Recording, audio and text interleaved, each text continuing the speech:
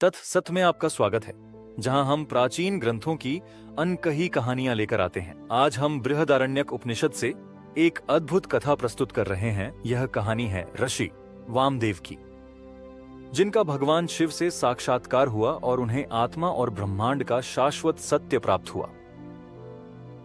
ऋषि वामदेव जो अंतिम सत्य की खोज में थे, पूरे देश में भ्रमण करते रहे, ध्यान और वेदों का अध्ययन करते हुए, लेकिन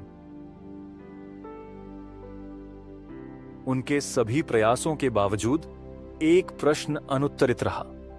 अस्तित्व का सार क्या है? बृहदारण्यक उपनिषद वामदेव को एक महान ज्ञानी के रूप में वर्णित करता है, लेकिन वह भी गहन समझ की लालसा रखते थे। एक दिन जब वामदेव एक शांत नदी के तट पर ध्यान कर रहे थे, उनके सामने एक दिव्य प्रकाश प्रकट हुआ।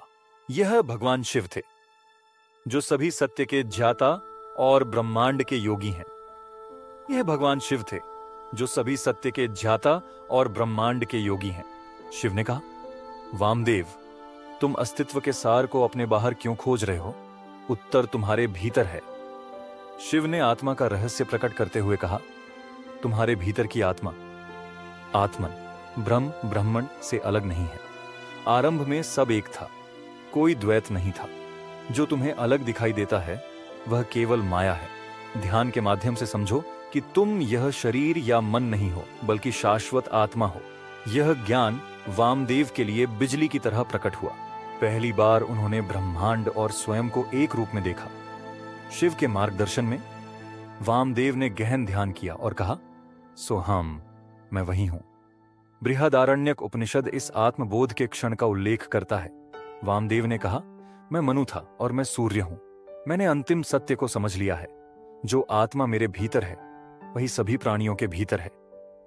शिव ने वामदेव को आशीर्वाद देते हुए कहा, अब तुम अज्ञान, अविद्या से मुक्त हो गए हो।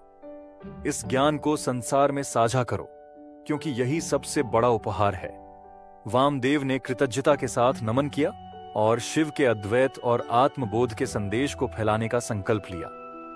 उपनिषदों की यह अनकही कहानी हमें यह याद दिलाती है कि हमारे भीतर गहराई में सत्य विद्यमान है। भगवान शिव शाश्वत गुरु के रूप में सभी साधकों को मोक्ष की ओर मार्गदर्शन देते हैं। तत्सत्य में हमारे साथ जुड़े रहें। वेद, उपनिषद और पुराणों की प्रेरणादायक कहानियों के लिए ओम नमः शिवाय।